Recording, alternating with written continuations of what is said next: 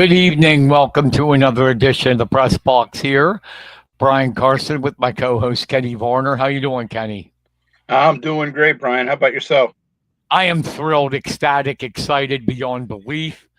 My guest needs no introduction, but I'm going to give him one anyway. Uh, get ready for the achievements. Member of the Olympic team, 1988 Seoul Games. Three-time Penn State All-American.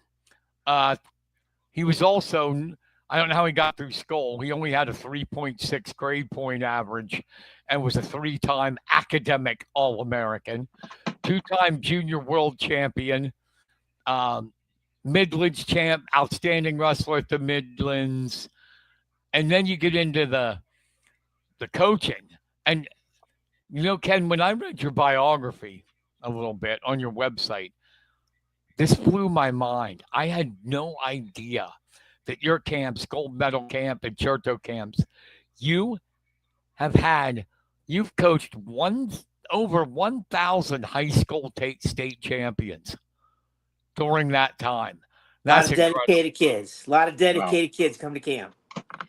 But that's a resume, isn't it, Mhm. Varner? Oh, As everybody knows, it's Ken Chertow. Thank you, Ken, for coming on. Thanks for having me, guys. Thanks for promoting our sports and all sports in central Pennsylvania and beyond. Appreciate it. I want to start off. I read something. This is how old and far back I go. For you young ones who don't know what it was, it's when magazines existed. Ron Good of the Amateur Wrestling News. When you were being recruited out of West Virginia high school, and where did you go, by the way? I'm high from school. Huntington High School in West Virginia, down southern West Virginia. And you won 2 state titles. When you were being recruited, and Good listed you when you committed to Penn State, one of the top recruits in the nation. But he wrote something, and I want to find out if you really did this. He said you would take a chair and do like almost 1,000 shots at like each leg. I did all sorts of crazy stuff like that. That's a true story. That is wild, man. wow. Yeah, Kenny and Barner. Imagine that. A Oh, chair geez. doing 1,000 shots on each leg. Oh, Hey, there's my. not a lot of wrestlers in West Virginia. When I couldn't find one, I had to grab a chair. Kenny, you and I would do that. They'd be calling an ambulance. Oh, yeah, definitely. Definitely. But that's awesome. But before we get to the wrestling, congratulations. You got engaged. I did, yes. If it's not too personal, would you like to share that? Sure, I can share the story. So I've known Beth Gross for over 15 years. Her son, she's from Nebraska, and she sent her son to my wrestling camps when he's 11, 12, 13 years old. I say she sent. Her and her ex-husband sent their son, and I developed a relationship with them, and he won 2 state championships. He's graduated University of Nebraska. He's a dedicated man. He's a successful man now. He's 30 years old. And 7 years ago, her and I found ourselves separated and divorced. And we started dating about a little over 5 years ago, and continued that courtship. Our first date was this is interesting. So our first date, I was going to Nebraska to broadcast a match for the Big Ten Network. It was Nebraska at Penn State at Nebraska. It was a really great dual meet, and I was the broadcaster. She was there in the arena and stuff. And then our first date was going out to dinner after that, and we had a nice date. We continued on some dates, and here we are. Over 5 years later, we're getting engaged and planning to get married next year. So I'm really excited. She's a great lady, and she also, we're great friends, and she also runs my wrestling camp. She became, over the past 5 years, she pretty much took over the administration. My coaching is my life's work, and she embraced helping me keep camp going through COVID successfully. That was a challenge that we conquered together, and we've stayed together. And she runs all facets of the camp that are off the mat. She's just a great woman. I'm greatly appreciative and in love with her, and she's awesome. And that's icing on the cake. Not only do you get your soulmate, you get a wrestling fan out of it too. Yeah, That's soulmate's icing number on one. the cake.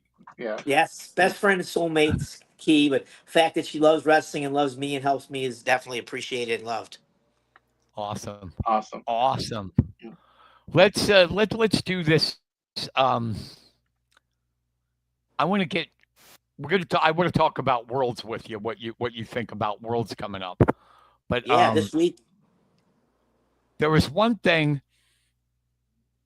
I want to pick your brain about because you've been such a successful coach with these camps, and you coached at Penn State and Ohio State for so long. Kids like PJ Duke, Jax Forrest, Bo Bassett, Marcus Blaze. Why are these high school kids so damn good today? Well, those four are phenomenal, year-round, dedicated talents that have been at it since 5, 6 years old with outstanding coaching. Year-round clubs, really consistent. I mean, speak to each one individually. I mean, so it's very PJ Duke coming to Penn State. That's pretty awesome, right? Yeah, As is Marcus Blaze, but he's not in the Senior World Championships. But PJ Duke, what he pulled off is incredible, right? He beat Yanni to make the world team, and as a high school athlete, that's just crazy. And he's gonna have his hands full against the grown man this week in the World Championships, and hopefully he does great. I mean, he'll be very competitive with all of them. It's hard to win in the middleweights. I mean, even guys like Zane and Yanni have had trouble winning those World Championships on a consistent basis. Zane finally broke through and silver in the world, and then a gold in the worlds. And this is at 143, so PJ's at the 154 weight. In any case, PJ's phenomenally been at it year round. Good club coaching, supportive parents. Made a commitment. He's just into it. And he's obviously a great athlete. So if you combine passion for wrestling with great athleticism and great coaching and great commitment, that's your formula. And you could make that argument consistently for those different guys. Now they're all different styles too, right? PJ, he's a good brawler, hand fighter, counterattacker. Whereby like Jax Forrest, who's the other 18-year-old that made the world team, he's like a cat. He scrambles around like crazy. He changes directions and levels real quick. And obviously, he's a lighter weight class at that 133 or whatever that weight is with kilos. So just two different styles, but same formula though. I mean, he's been around wrestling forever. Dad wrestled at Binghamton. He's super supportive. They moved from North Carolina to Pennsylvania to start training with Bo Bassett in junior high, and they just been hitting it hard. He just keeps getting better. And I knew he was great growing up. I've seen quite a bit of him. Not as much of PGP's in New York, but Jack's, I just seen him a good bit. But when he came to the Olympic trials, when I sat there and watched in the Bryce Jordan Center and watched Jax Forrest toe to toe with the legendary guys in our sport like Thomas Gilman, it was just so impressive. And he didn't make the Olympic team, but he was darn close. As a 16-year-old, it's crazy, right?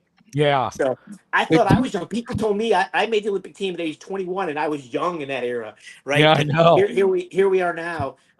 Kids grow up, they get it sooner, they have more access to year-round coaching, and then the video is a great tool too. I mean, the ability to study the sport and learn wrestling at the highest level is just incredible. So guys like PJ and Jax, who are obviously competing in world championships now this week, but also you mentioned Bo Bassett, Marcus Blaze, and there's a whole other slew of really elite, 17 to 19-year-old high school kids that are phenomenal, and they just have more access to training tools year round. Heck, I grew up in West Virginia. I was pretty raw. I mean, I was good coming out of high school, but I wasn't great. I actually lost 14 matches as a freshman at Penn State. Going from West Virginia to Penn State wrestling was quite a transition. I lost some close ones. I got held down some. I wasn't real physically mature yet. Heck, I went to Penn State. I was 17. I didn't turn 18 until October of my freshman year of college. So I had some growing pains to go through. But Coach Fritz beat up on me, pushed me, taught me, as did all the coaches and training partners. And it just worked out as a steady climb over time for me. But those guys were phenomenal, and it's very inspiring. Yeah, it's just because, like, when every once in a while you would see it. Excuse me. There was Jimmy Carr back when he made the world team as a high schooler. Kerry Kolat, but now you're seeing kids like Blaze, like Duke, like Bassett, like Forrest, making world teams, beating college guys. It's just phenomenal how good Yeah, these young kids are today. it is. It's awesome. It's good for our sport too. It's exciting. Excuse me, I got a frog in my throat. One Now, do last. you think? You mentioned Jimmy Carr. So Nate Carr was one of my heroes growing up, and I ended up Oh being on yeah, his Olympic team. I was one of the younger guys. He was one of the leaders. He's about 7 or 8 years older than me. But that was awesome. And then I just heard legends of his older brother Jimmy, who was I believe 114 pounder, made the Olympic team. Just quick as a cat. I've seen old video of him, probably from transition from reel to reel. But he was a super quick level change scrambly guy, just amazing athlete, and he was able to. I think he made the Olympic team at 17 or 18. yeah. And yeah, Nate Carr, I got you. I thought he was amazing. His matches with Kenny Mundy, oh Oh wow, good man, memory. oh my, Mm. oh they were So great. you cover all the sports, but you're a wrestling fanatic. You can I remember am, from 30 plus years ago. So Kenny Monday and Nate Carr wrestled in the NCAA finals multiple times, and Nate Carr beat him both times, and then yeah, they were on the Olympic team together. When I was on their Olympic team, Nate was 149 and Kenny was 163 pounds. So they split weights. The NCAA tournament they met at 150. So Kenny grew. Kenny was taller, filled out, and obviously had an iconic career as an Olympic champ, multi-time Olympian. He beat Dave Schultz to make our Olympic team. Kenny Monday, Nate Carr, are definitely two legends of our sport. Kenny Monday's got a great yeah. name I go too, right? back. How about that, Kenny Varner? Yeah, Oh You yeah, gotta definitely. like Mm. that name. Yes, I definitely. was I was Kenny till I was 15 or something. Somehow it got shortened to Ken. I guess the bracket people in the brackets they didn't want to write Kenny. They just wrote Ken. So I just went with it. So I've been Ken since I was like junior in high school. But Kenny, still Kenny to my mother. there you go. But yeah. I mean, I cover a lot of sports, but Kenny Varner will tell you wrestling's my thing. It's Oh yeah. I've been addicted to it. My grandfather, it was mid 70s. The first time I got exposed to wrestling, my grandpa took me up to Penn State to rec hall to watch Andy Matter. Nice. And I've been a fan ever since to the Liebermans at Lehigh, Lee Kemp at Wisconsin, all the way up to Chertow at Penn State. See, when I think Lieberman and Kemp, I think old, and when I think Chertow, I think young. There you go. So you, what gave you the idea to start the camps? Because something else that I read in your in a little bio I did not know is you were going to go to medical school. I did go to medical school, Oh, okay. but that had you asked me about starting camps. Yeah, I but I I mean, can speak to but both. you The went, two, but you went. I'm sorry, but you went to decided to like coach wrestling instead. that's correct. But I did do a year of medical school before I took a leave of absence and chose to focus on wrestling. But two different stories. To the camp story, uh, I have a younger brother who's 5 years younger than me. So when I was 15 and he was 10, he was starting to wrestle. I started teaching him wrestling. So he was like one of my first students, I guess, friends involved. And then I would help with the junior high. And I basically was running our youth program. By the time he was 12 or, as second or third year, he was into it. I was very much running it. My high school coaches let me teach it and organize it. So I was teaching wrestling since I was in my teens. When I got to college, I started my own day camps and just started having, local commuter camps like they're so popular now today. It wasn't quite as popular back when I was growing up. And I like to think in a way pioneered that and other people before me had done it, but I was very aggressive in setting them up in different communities, including my hometown. And as soon as I got out of college, I immediately, I had my plan, my business plan, my organization for my summer camp and overnight camp. And I did an overnight camp, right as soon as I graduated from Penn State, and I was able to attract over 100 kids to my first time ever doing it. I was really proud of that. It was kind of one of my goals, and I just kept building it from there. And that was in the day of flyers and postal mail. The internet hadn't been, it wasn't mainstream at all. So I was doing it old school, and I got the word out, and I grew my camp. In the first 4 years of my camp, I grew it up to over 1,000 wrestlers coming to my summer camp, and there was overnight camp. Right, to have a couple hundred a week for a few weeks, over 5 weeks and stuff. And I was busy coaching too. My full time job was coaching wrestling at college. I coached Penn State for a number of years, coached Ohio State for a few years. Both were fun and successful. And after 5 years of doing that, I chose to focus on just building my camps up full time. And that's been a great run. I love it. I love teaching kids. It's the best thing in the world. I don't have a job, right? I just get to teach wrestling and study wrestling and coach kids and motivate kids. It's so much fun. So that's how my camp gets started. To the med school question, it was a simple one. I have a biology degree at Penn State. I worked my tail off to get good grades. I got accepted to multiple medical schools, and I chose the one that had a good wrestling program. And that was Ohio State. I went over there to med school, and I trained. I was kind of like a grad assistant in addition to going to school, and I was training still for the next Olympics. So I was really busy, and I was running my camps. So after 1 year, I did succeed. I passed the school and everything. I took a leave of absence. The school gave me permission to take a year off and do some soul searching, decide what I want to do, and I never looked back. I just focused on my freestyle training, worked to make another Olympic team, which I was the alternate. I lost to Kendall Cross in the Olympic trials in 1992.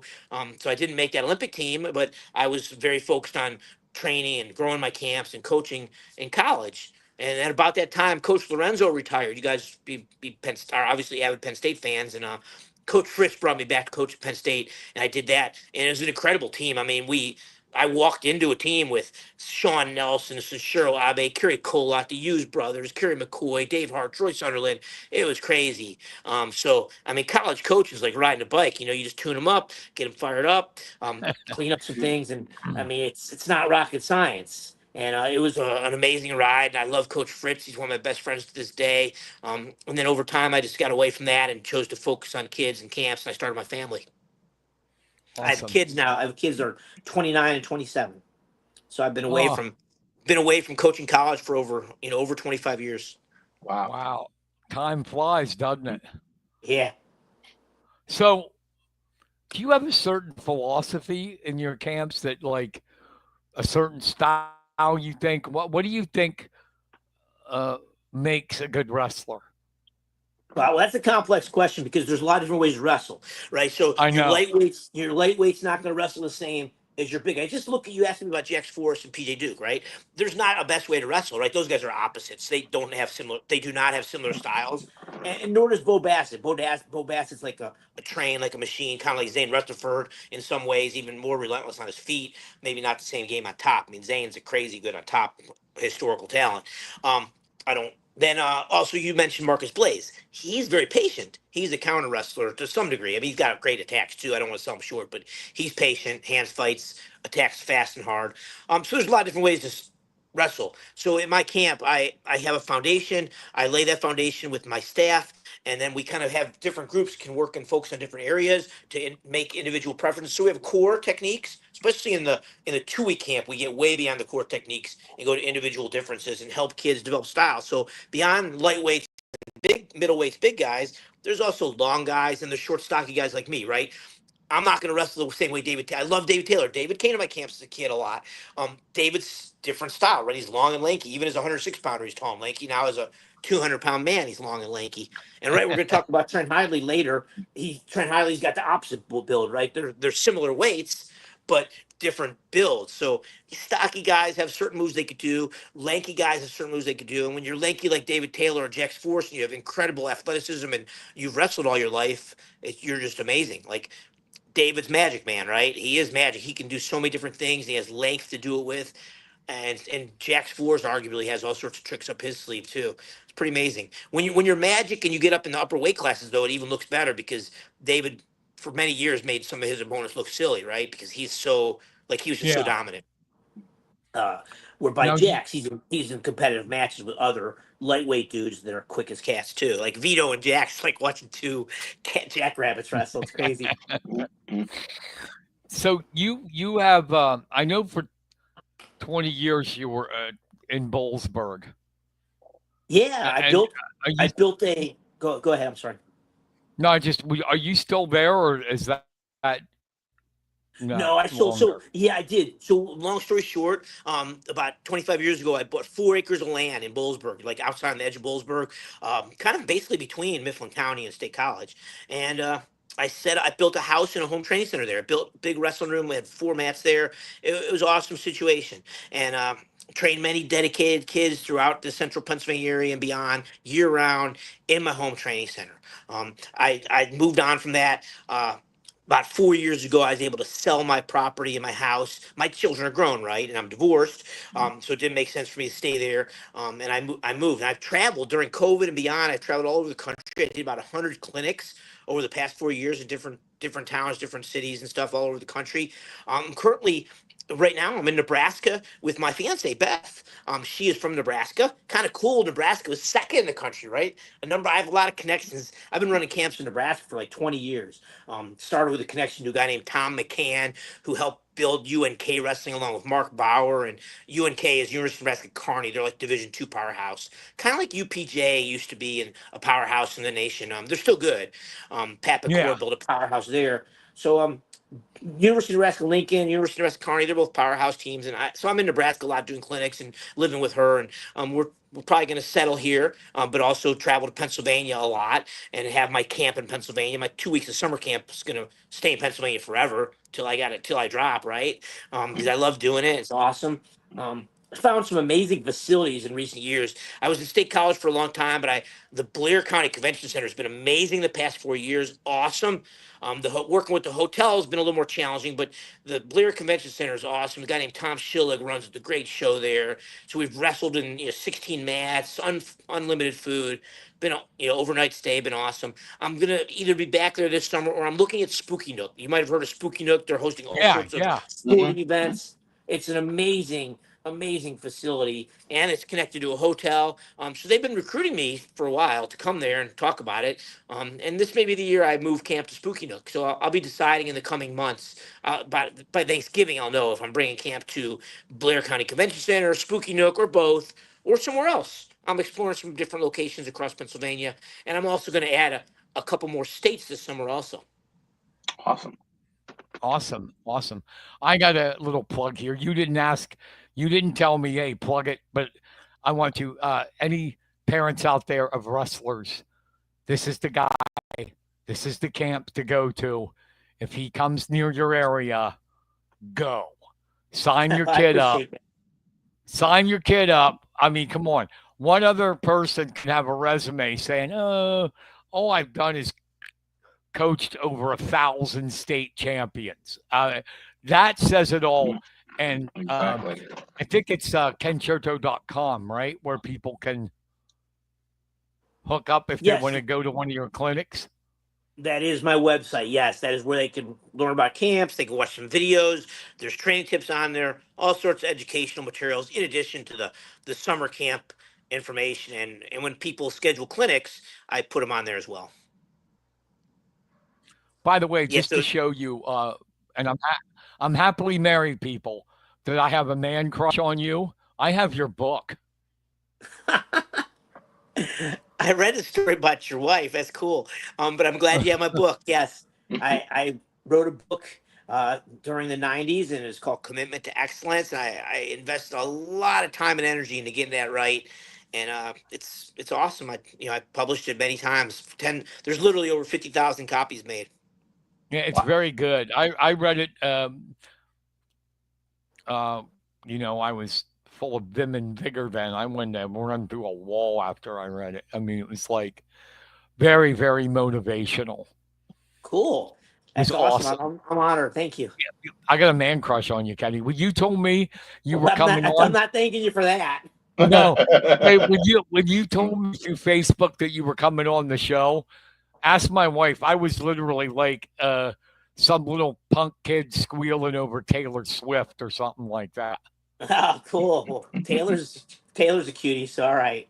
I'll go with that. I mean, I've never been mentioned in the same breath as Taylor Swift. This is something new. But it's just you are, man. Coaching and wrestling. Anybody that can make an Olympic team is one of the all-time greats in my book.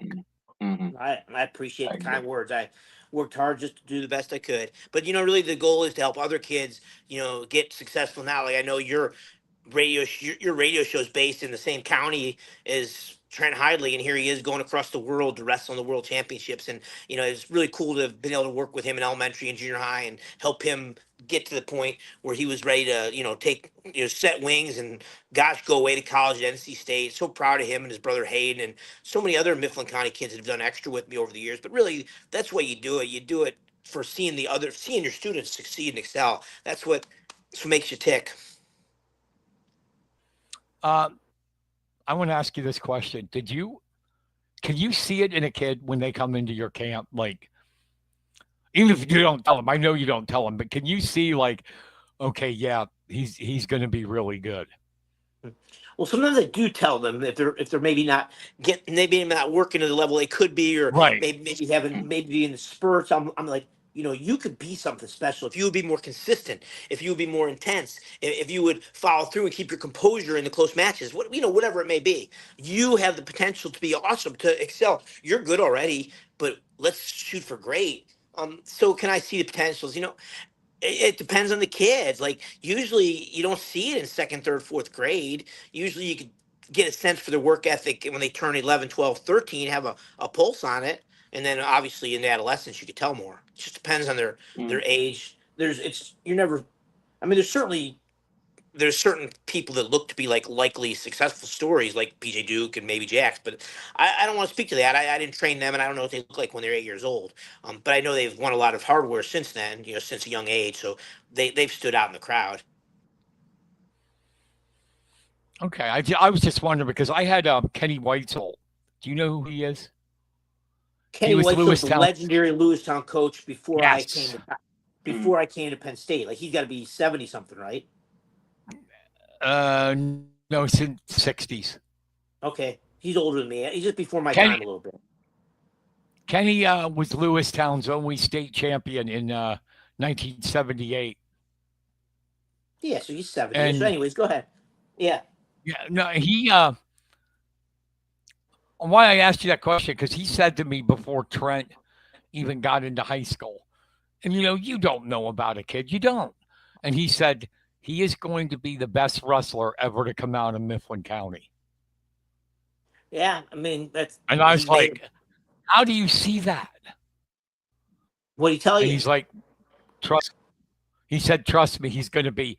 He has the body, the frame where he can grow and get bigger and bigger Well, and based on that, stronger.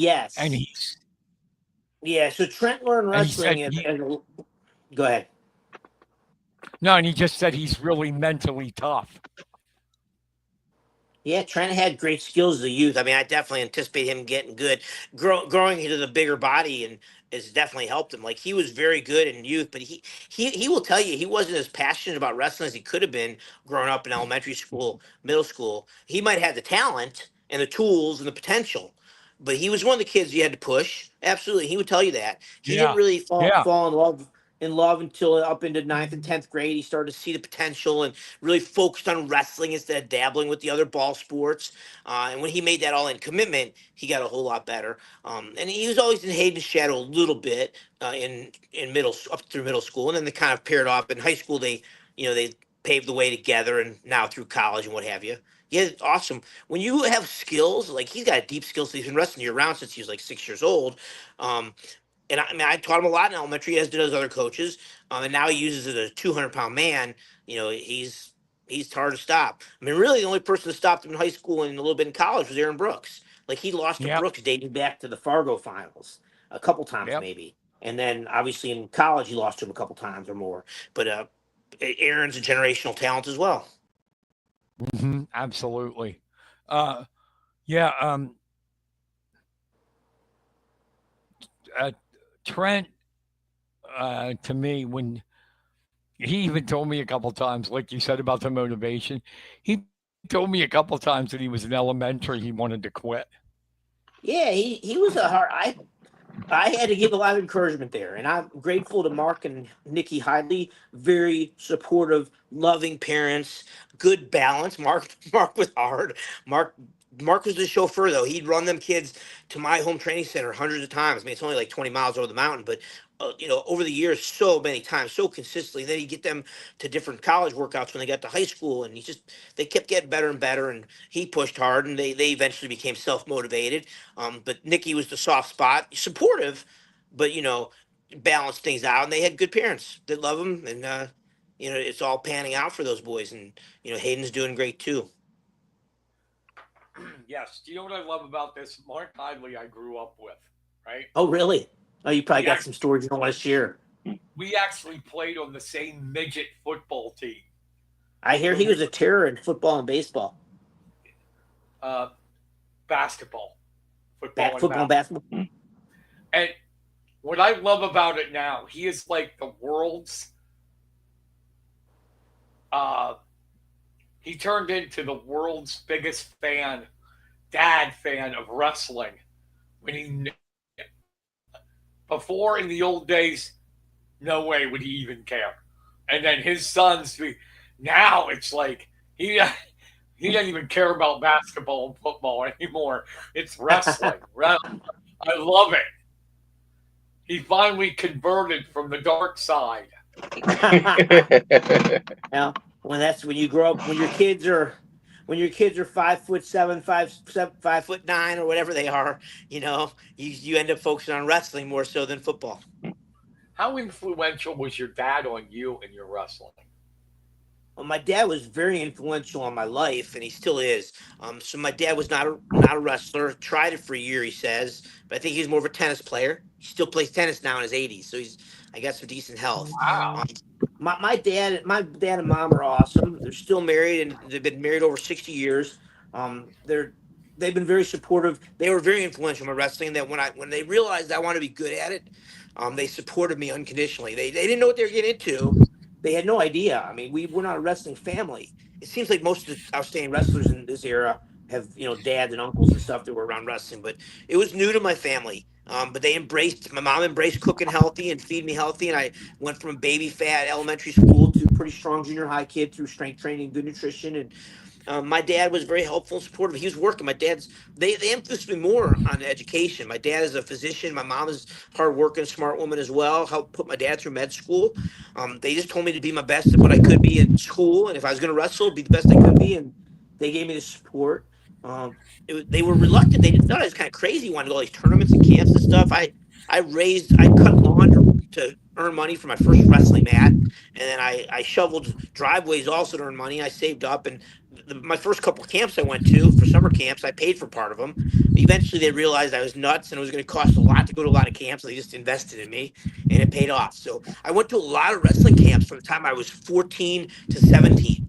And I went to Doug Blueball's camp. I went to Dan Gable's camp. I went to Jay Robinson's camp. Of course, I went to John Fritz's camp at Penn State. I just kept learning and learning and learning.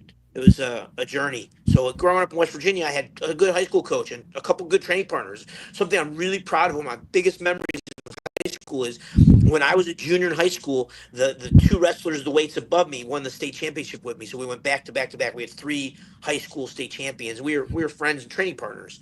So it's champions come in pairs, right? Well, we came in triplicates. And there's another lightweight, Tim Chafin, who was very good. The other two guys are Sam St. Clair and Bob Taylor. All three guys are successful in society and life and did well. And a couple of them wrestled at UVA and Clemson.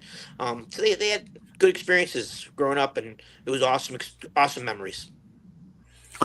Yeah, that's good. You got, that three champions in the wrestling room. Wow. Yeah. Well, we helped each other get good. Hey, but speaking Clemson, this is kind of a side note, but reminded me of Clemson because Wade Chalice used to coach at Clemson. He's from Pennsylvania, obviously Hollidaysburg, Yeah. Pennsylvania. We all know he's a icon, legend in our sport. Well, today's his birthday. He's like 75 or 76 Is it years young. really? Yeah, but in any case, I met Wade at a wrestling camp in West Virginia when I was a kid, and then I ended up going to Clemson for camp and got to know him better. And I've kept a relationship. Wade was in my camp this summer. Might be the last clinic he teaches, he says, but hopefully we'll get him back for more. In any case, I just think Wade, we who are listening to this, who follow wrestling, can learn a couple things from Wade. That is to be creative in our wrestling. Don't think in a box. Open up more. Be aggressive. Don't be scared to go big because he created an exciting style of wrestling, kind of like in the modern day Ben Askren, who's been going through a health crisis and everything. It's been in the news a lot, and he's a pioneer. And Wade is a pioneer in funky wrestling, and Ben Askren took it to another level with his treats. But we want fun, exciting wrestlers. We want to enjoy the sport, have fun doing it, and then also Wade as a coach and as beyond coaching, he's embraced the promotion of the sport, and he's got a concept about a point score is a point earned. I believe that would be a good way to promote wrestling better, so more guys are more enticed to score more points instead of protecting leads. We see too many great athletes go out there and win by 1 point, 3-2, 4-3, wait till the third period. I like the concept that Wade has of a point score is a point earned, and just in general, he has all sorts of good, positive ideas about growing and marketing and promoting our sport. And I think we wrestling fans, parents, coaches, we all need to take a piece of his pie and put that in our community. Because if we're going to grow wrestling nationally and globally, we got to grow it locally. And we need to get more fans in the seats. We need to market our sport better. We need to recruit people to come watch, to come try our sport, and then also just get our wrestlers wrestling more tenaciously and more aggressively. One of you guys mentioned is remember me wrestling in Rec Hall. Man, I was not a stand around guy. I was, from the minute that whistle No. blew. No, you and Ricky went at each other. I mean, it was like two cats fighting over a can of tuna. It was like, Oh, here you're we talking about go. you're talking about the Ricky Bonomo duel. Yeah, he's quick as a Yes. cat. I mean, he's so hard to score on. Yeah, that was a crazy match, but all those matches, it was fun, aggressive, and my training partners were plentiful in the Penn State wrestling room, but especially Jimmy Martin and Tim Flynn.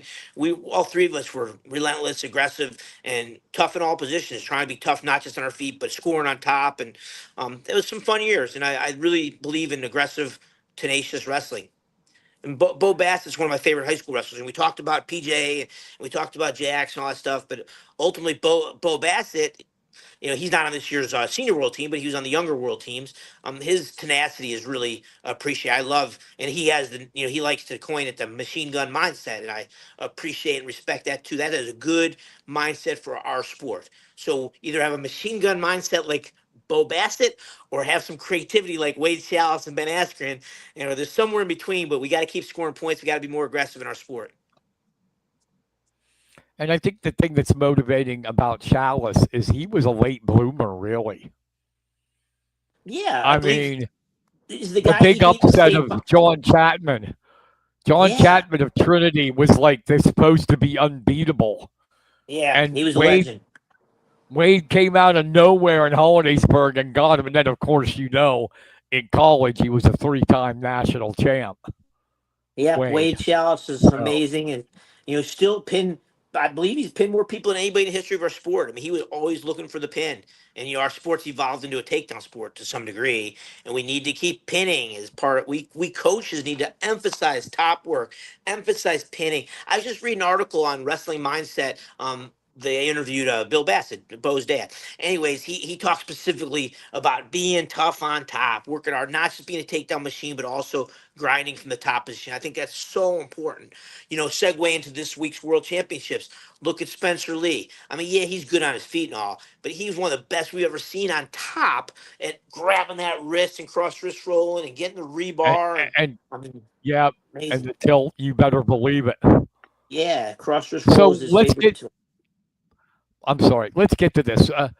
We have a really good team, but can two guys, Blaze and not Blaze, I'm sorry, he's not on it. Forrest and Duke beat these men that they're going to face in Zagreb. Oh, absolutely. Those two guys could be anybody on any given moment, any given match. Whether they're going to string together 4 good matches in a row and beat these beasts, I don't know. I think there's a great chance they'll win a couple matches each. I think there's a good chance that they'll place, and I think there's a chance they'll win. But I mean, I'm not going to sit here and predict them to win. I hope they do. I'm cheering for them.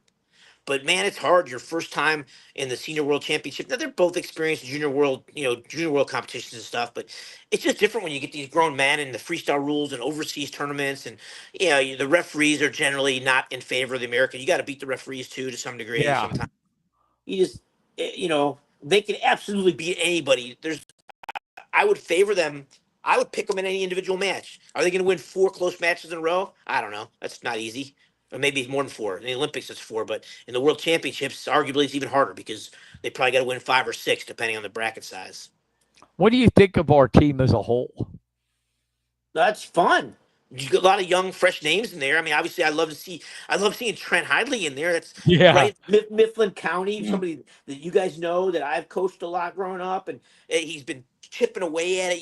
Just so close. The Nationals losing those close matches to Brooks. Then last year, I was in Lincoln, Nebraska for the World Team Trials last year. I saw him lose to a close match. It blurs together a little bit when and where, but Valencia and David Taylor, just he's closed the gap on those guys, and now he's slid up to the weight above Valencia. So Valencia is the weight below, and whatever that weight is, like 184 or something, and then Trent's to like whatever it is, 200 pounds is. So he's got a nice weight class for him, and I'm excited for him. I hope he places.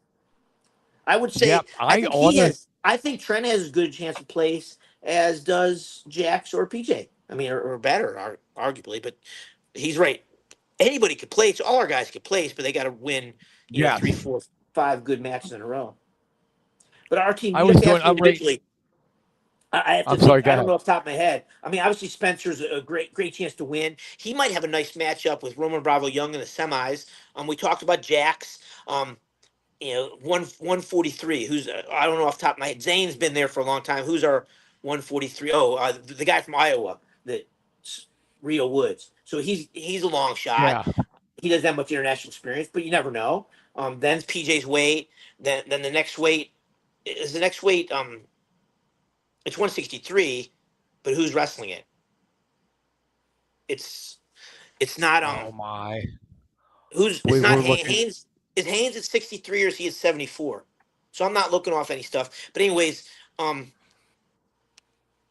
I think Messer Haynes break got beat by is. Cars at Yeah. 163. So it goes Yeah. Carr, Cars there. then Haynes. Haynes would be at 174. And then there's the 184-pound weight that's Dake, I think, right? Dake's there. And then Valencia. there's then Valencia and Trent and then Snyder. Valencia And beat then Date, and oh then you yeah, got that was 184. and then you Okay. got Hendrickson at heavyweight. Yeah, of course. Why? That's exciting. Heck, he's got a chance to win it all too. He's a tank. Holy smokes. Yes, He was little monster. grown. He was little growing up too. He's got skills. He's still growing into his big body. Kind of crazy, right? I know. I honestly think, like, I'm doing research. I'm doing a preview of the Worlds because of Trent's in it. But uh, since Trent moved up, this is impressive. Since he moved up to 92 kilos, he's 14-0, and has outscored his opponents 113. I mean, 103-13. That's awesome. And what was that one international tournament or a couple? I don't remember. I mean, a Couple, lot of that's it. Two couple, internationals. and So he he went won to. both. Was it? Oh my God, where was he at? Bulgaria, Romania. He beat the number one seed Yeah, at Trent. Worlds. That Kagru, the number one ranked guy, Kagruev of Greece, Yeah, who I'm came not from gonna try to Russia. pronounce. I'm not gonna try to pronounce that Yeah. either. But I No, but get I, it. Yeah, I think he could win it if he wrestles the way he's been. absolutely. I will say he's got a lot of experience in close matches. I mean, he's been wrestling close matches since he was young. I used to joke about it with his father. I mean, he was just kind of hard to score on. He's patient, and it's proven good in freestyle. And he's great with underhooks. His underhook offense is some of the best I've ever seen in history, and that's a really good scoring technique in freestyle. And entails the push out rule. The Iranians are really good at underhooking, and Trent wrestles like them. He gets that hook and jacks them up and crouch people. He's you know he's amazing. I wanted to ask you that. You can put me in my place if you want to. You can. You can go, Carson, that's stupid. I think the step out should be in college and high school. It'd be crazy in high school maybe, but I think it'll I be just fine in think college. I just think I've seen too many matches, even down at states, where the guy is wrestling the edge of the mat and not doing anything offensively and not getting a stall call. And I think if the guy pushes him out or if he's doing that, give the guy offensive guy a point. Yeah. Well, this is a deep philosophical conversation we don't really want to have and stuff, and I can make a good argument for either way. The problem with the push out in college is that then too many guys would just be trying for the push out. It's we want to see scoring. Like in freestyle, a lot of points scored at the highest levels are push outs. Because it's hard to score. It's hard to finish on world class athletes. So I don't know. I don't know if we want to make college wrestling into a series of pushes. I think stalling should be called more aggressively, and I think Yeah. referees should not be scared to call it. And I think that would eliminate the playing the edge very quickly. But refs are hesitant to get involved too much, and it's tricky. So, but I'd have to. I think the push out could be used on a trial basis in duels to see what it looks like and see how it goes. Then I'd be a little more comfortable making a decision. And then if it succeeded in high school, then possibly passing it down to college. So I like the push out rule for freestyle. It is freestyle and stuff, but I don't know. I'm not sure how it would work in college. Referees would have to call it consistently, and it would just I want to keep our sports simple. We need to keep our sports simpler. Like these organizations are trying to go pro, right? Real American Freestyle had their debut in Cleveland last week. My friend Eric Brugel, Penn State grad, All American State Oh College my, baseball that's grad. a name from the He past. well, he owns Claw Wrestling. Did you know you've heard of Claw? They're starting in State College. They're filming the shows in State College, and then with the finals in Pittsburgh. This is all going to be in October and November. Did you hear about the Claw Wrestling organization? Yeah, Professional. but I didn't know he owned it. Yeah, he is the owner and one of his childhood friends along with him. They're the creators and owners, and they've got Zane as one of their signature wrestlers. They got Anthony Robles in there, committed to managing one of the teams. They've got some superstars in there. It's exciting, and I'm going to be promoting that with Eric, and I want to see that succeed. I want to see Real American Freestyle succeed too. Well, there's another organization. I believe Trent did a pro match a couple months ago. Um, I forget the details on that one. I don't know those people off the top of my head. But I definitely am behind pro wrestling becoming successful. So Real American Freestyle obviously had to push out. Claw Wrestling, they'll have their own set of rules, more geared towards folk style. Awesome. But That was a yes, team. That was a team. The early state college team, early '80s he was on it, and so was Rob Cole. Wow, yeah, that's that loaded team, right? that was a team. Absolutely, good stuff. But did you see Kenny Varner? How nice Ken was.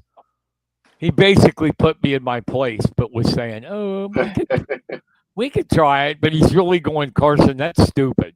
Okay. So Uh, my beautiful bride just walked in the door. We were talking about her earlier. Put her on She's camera if you will.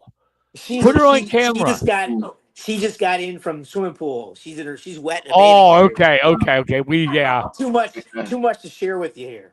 But yeah, that could be episode number 2 with Beth. yeah. I don't know. Maybe the viewership would just bounce right up even more. Oh yeah, she is a That's beauty. good. That's good. That's right. She people like, how'd you land such a young, beautiful woman? So, but she's been super supportive. Like I told you earlier, she's awesome. Well, you could do that stuff though, Ken. You could pull out your business card and go Olympian. That gets chicks.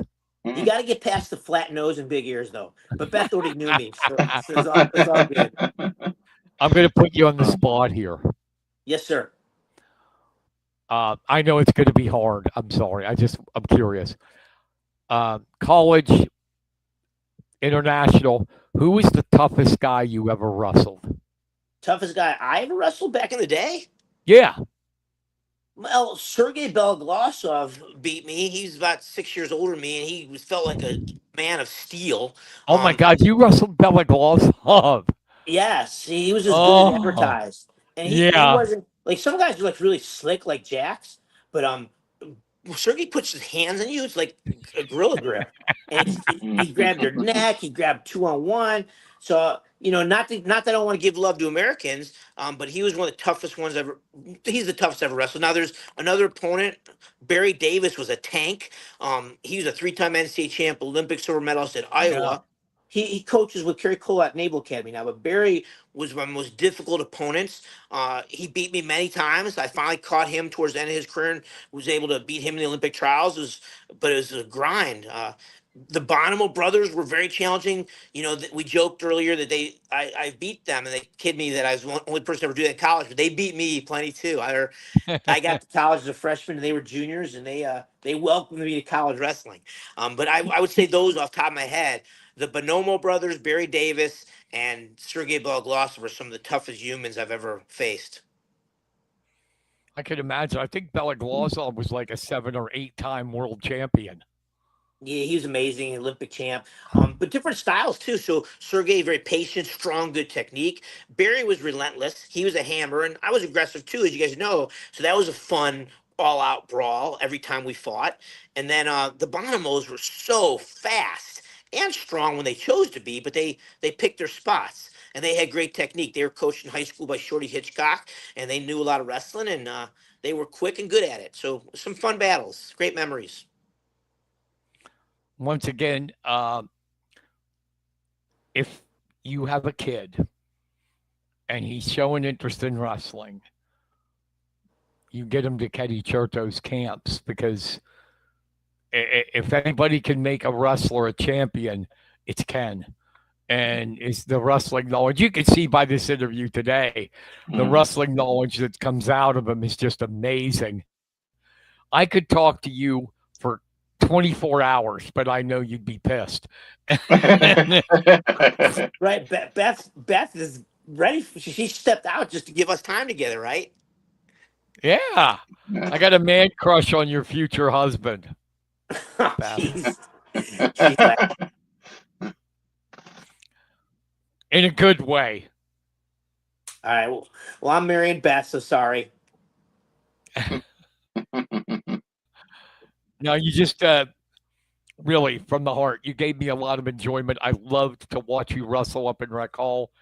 It was awesome those days with you and Martin, like I said, and Flynn and Bevilacqua and Alinsky. Was Mayo there with you, or was he too young yet? No, he sure was. You got a great memory, like an encyclopedia. But yeah, those are some of my lifelong friends who were teammates with me at Penn State for many years. And like I mentioned earlier, Jimmy Martin and Timmy Flynn were my training partners. Tim is doing well at WVU. Jimmy obviously is super orthopedic surgeon. I hope I don't need him much. I've only had to have one thing fixed over time. But I know if anything goes south, I can call on Jimmy. I would have paid to see you two even practice with each other. Yeah, it was great. I mean, we pushed each other hard, and now he's an expert orthopedic surgeon. I mean, you plugged my camp. I appreciate that. But anybody that needs help and care, he takes care of all the wrestlers and fixes all their old injuries and stuff. He's done surgeries on John Fritz, Ashuro Ishii. He's helped everybody out. So he's the guy. I haven't seen him in a while. Was he still so young looking? At Penn State, he looked like he was like 13.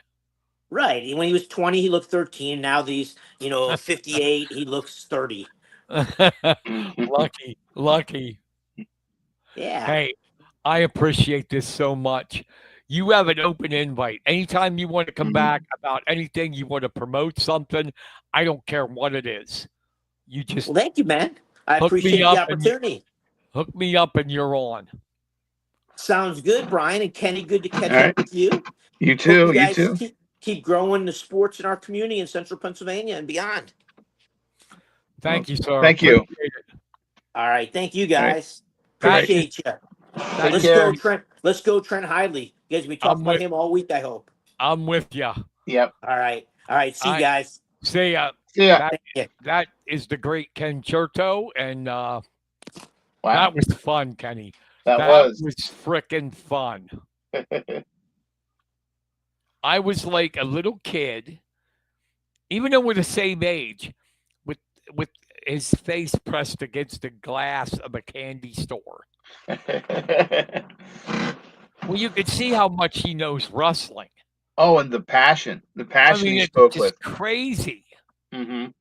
And you have a guy that coached 1,000 or over 1,000 state champions. Wow. You could take any part of his resume and it would fill up some normal other person's whole resume. You know what I mean? Just the part of being a wrestler. Yeah. If someone read that, they'd say impressive, and then they'd see coach, even more impressive. TV commentator, even and then to his teaching his camps and stuff. Oh my gosh, it's incredible. I mean, I just, we're the same age, but like I said, I used to, my favorite time was going up to Rec Hall on a Sunday. Mm-hmm. And they were in the old Eastern Wrestling League. And that team that I'm talking about with Chertow, I can name every starter on that team. Wow. That's how much I loved it. It was Martin at 18, Chertow 26, Flynn 34.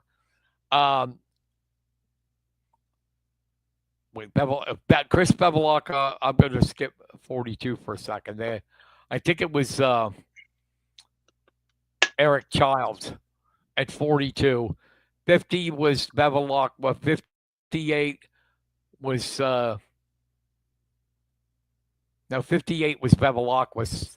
67 Alinsky, 77 Mayo, 90 was Andy Voigt, and heavyweight was Oh God, now I said I knew them all, and I can't remember the heavyweight. Greg Halliday came in '85. I think Chertow was gone, but it was a Mm. great time. Well, before that, that would have been pretty much their heyday, wouldn't have? Yeah, with Rich Lorenzo coaching, John Fritz was the assistant. You know, there's a connection to John Fritz in Mifflin County, right? No, what's that? John Fritz came in 1971 state championship, undefeated, the heavy favorite, and Rod Tate of Penn Highlands pinned him Oh, okay. and was Mifflin County's first ever state champion. Oh, okay, I remember he came to the Hall of Fame, I believe, and spoke when Rod was being inducted, if I'm And look correct. at this, Adam Barrick. Hey, Adam, we miss you. We miss you, yes. Adam. Adam's at Milton Hershey. Did you ever see Oh, that campus? oh my gosh, yes. Oh, it's Adam, incredible. Adam, how much are they paying you? I I bet you it's more than Juniata. And then here's my guy, uh, Jed. How you doing, my friend? Uh, I was worried about him. He got another a touch of pneumonia. Ooh, Well, I guess more than a touch. I hope you're doing well, my friend. yeah, get feeling better, Jed.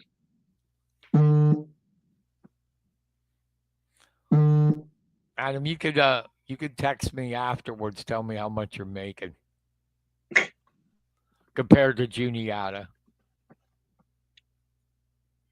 But that was a great show. I mean, Yeah. that was. I am thrilled to death that he was so nice and gracious to come on because you know his camps and that he's a very busy guy. Oh yeah. Well, there's no wrestling yet, but broadcasting his camps. Yeah, So getting ready to be married here soon. They got a new yeah, fiance. yeah, awesome. Mm. All right, we got the music back today. Do you got any shout outs? Actually, I got a few just right hot off the press here. All right, we'll get everybody warmed up. Feeding the Ducks. Music by Kenny Varner.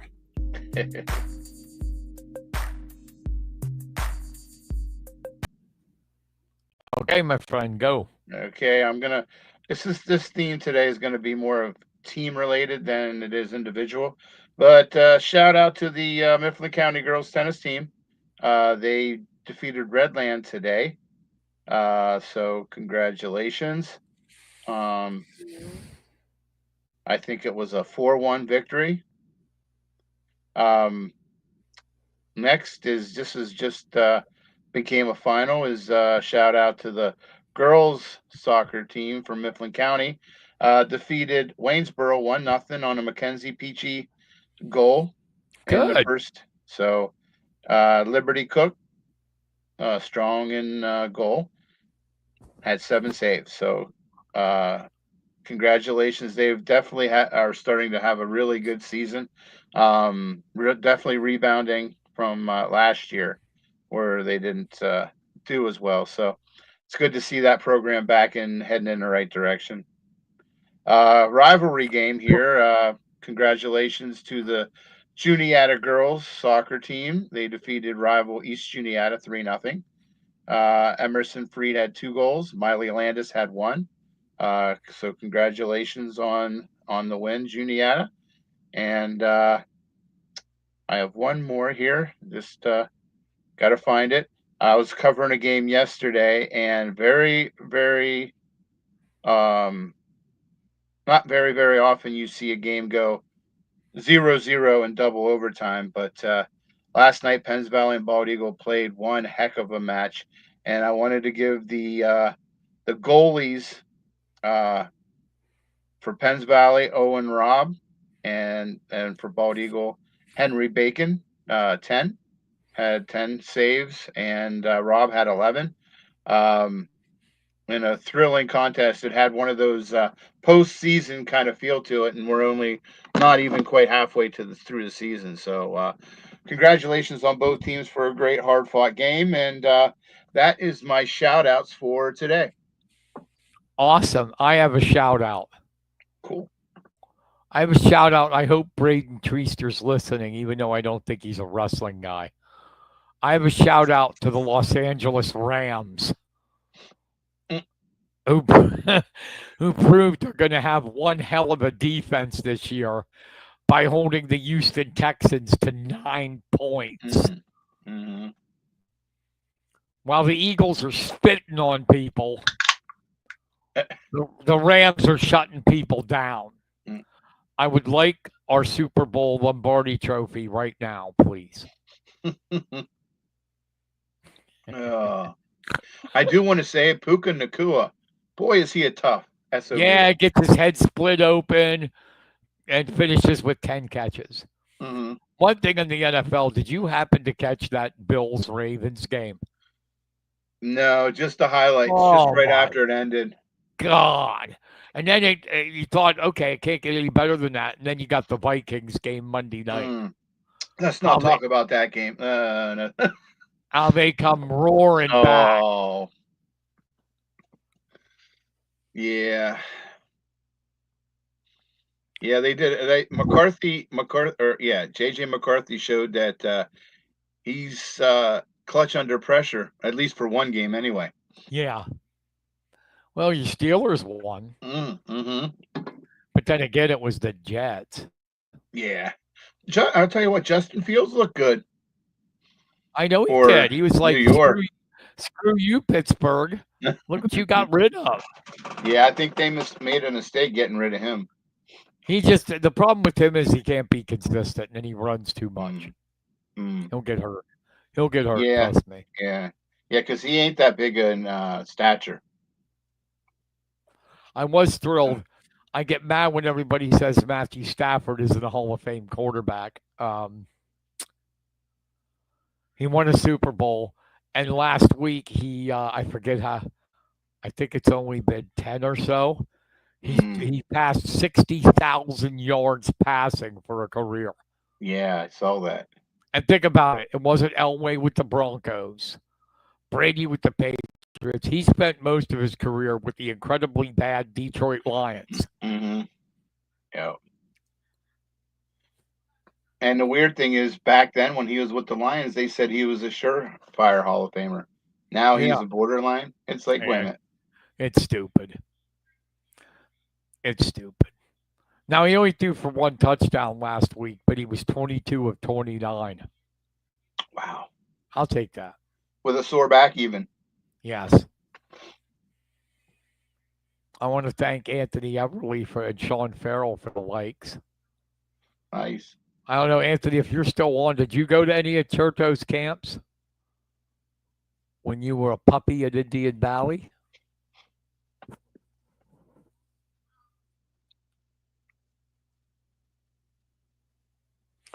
What I love about Anthony, he was so quiet and reserved. Mm-hmm. And his oldest son, Kyler, has red mohawks. So, let's run down the football scores from last week. Okay. Bald Eagle area, 21-0 over Penns Valley. Mm-hmm. I can't believe how close this was. Bishop Guilfoyle, 7-0 over Bellefonte. Mm-hmm. Mount Union, 49-21 over Kerwinsville.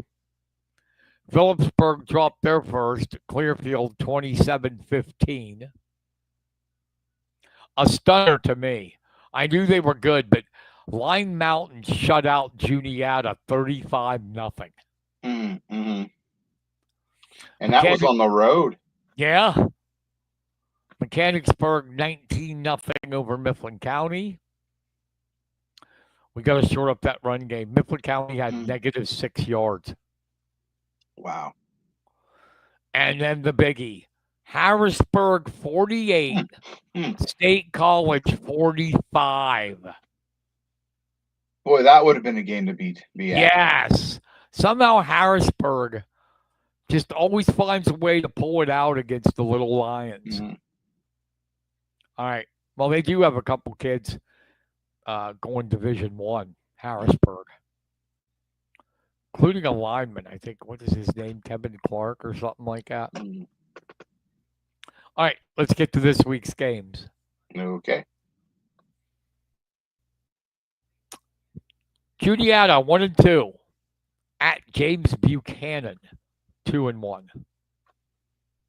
What do you got? Okay. Well, I'm going to say that it must have been a rough week to be practicing at Juniata because Coach Kondo and his team that score doesn't usually happen on a team like that. So I look for Juniata to come out. They'll be hungry. They'll catch James Buchanan, and I believe it'll be a close game. But I think Juniata will top them 24-20. All right, I think Juniata will be angry, and it's going to be 34-10. No, 34-13. Juniata. All right. Tyrone 2-1 at Bald Eagle area 1-2. Now, I would just say that I think it's going to be Tyrone, and it's going to be 24-6. Yeah, it's going to be something like that. I agree. I'll say 20. 23-12. All right, Clearfield 2-1 at Belfont 1-2. All right, Homer. I'll Here tell you you what, go. I'm still drinking the Belfont Kool-Aid. They showed last week how good of a defense that they have. I know they have a young quarterback, but I think that the longer the season goes, the more chance that he's going to get a lot more experience. And I think that this might be an upset in the making. But I'm going to say Belfont 28, Clearfield 17. You Homer. I'm kidding, my friend. 28, 20 Clearfield. Cumberland Valley 1-2 against State College 2-1. This is an easy one. State Yes, it College is. by 35-7. I'll say 41-13 State College. Mount Union 2-1 at West Branch 0-3. Mount Union will definitely keep her going. They seem to be clicking pretty good. I'm going to say 17-14 Mount Union. I think Mount Union's going to crush them. I'm going to say 45-14. All right. Let's see. What are we at? Penns Valley 0-3 at PO 2-1. I think this is definitely Phillipsburg's year. They had that little hiccup last week, but I see them rebounding nicely. And Penns Valley's just at a bad point right now. I'm going to say it's going to be a runaway 35-6. Woo! I agree. It might even be worse than that, but I'll take it. That sounds good to me too. 35-6. Next, finally, Hershey 2-1 at Mifflin County 2-1. Well, I'm going to say that all the things that went wrong for Mifflin County last week will be corrected, and I think that Mifflin County will come out 21-14. No, I hate to do it. I know people in Mifflin County are going to hate me, but you can't. You got to face reality until they get their run game going. Their defense, even against Mechanicsburg was only average. I mean, Mechanicsburg was averaging 36 a game, and they only got 19 against Mifflin County's defense. But Hershey has got Cam Sweeney, who is was the offensive MVP of Keystone League Mid Penn last year, and he's a difference maker, running and throwing. It's going to be close, but I'm going to take Hershey 27-21. 27-21. He's a difference maker running. Hell, I'm hearing an echo. Sorry. That was from my side of the. Sorry. I did, Sean. Hey, Derek. Thank you for listening. Mhm. Sean, I did take Hershey. And I did take Mount Union. Sean, how are you holding up? By the way, your Florida Gators lost to South Florida.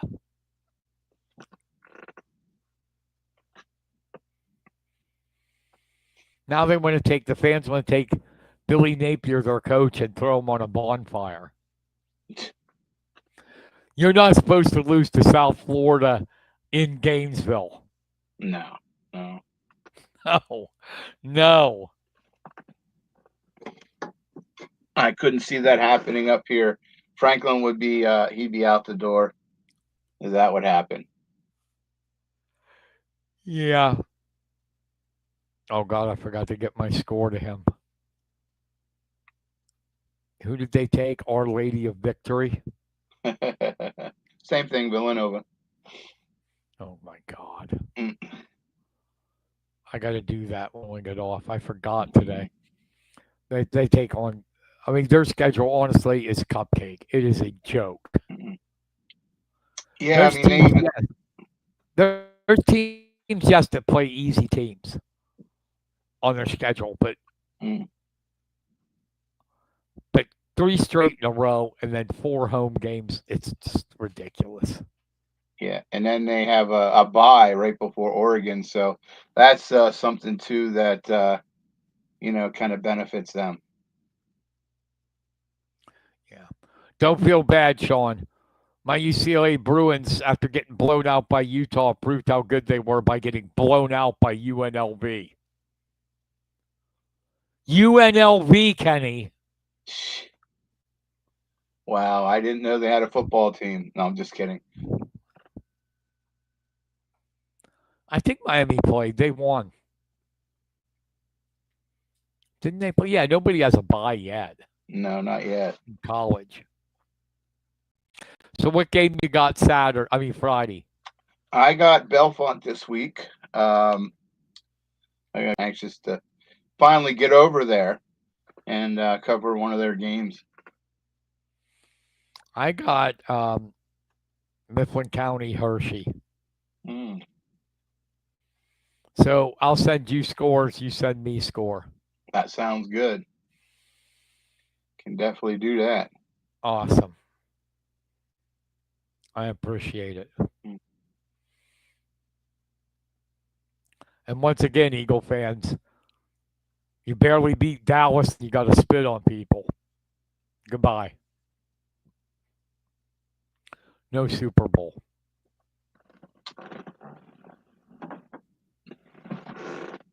Rams all the way. No. Who knows? People overreact. You see that overreaction by sports writers on week 1? No. It's like, oh my God! And it's like the Bills are going to win the Super Bowl. How many times have we, not to take anything away from Josh Allen, but how many times have we heard during the regular season Bills are going to win the Super Bowl? Yeah. And then they get to the playoffs and choke. Yeah, they're also saying about the Chiefs are finally done. They lost to the Chargers. Yeah, really. Chargers are a good team. Jim Harbaugh is are. a good coach. When you figure too, not to make excuses, but they're playing in Brazil, you know, and a lot of these Chargers were on vacation whenever the Chiefs were going through their playoff run. So, Yeah. you know, we'll just see at the end of the season. I'll tell you what, that division's going to be a tough one. No doubt. No doubt. So is mine. The NFC West, Rams, 49ers, Cardinals are looking good. Yeah. Seahawks are okay. I mean, it's tough. Yeah. But all right, then. That's going to wrap it up. I'm going to thank Ken Chertow for coming on. That was awesome. That was a great show. Very great show. We'll be back next week. We'll hopefully with another guest. And everybody, take care. See you soon. Have a great rest of your week and an even better weekend. Good night. Good night, everybody.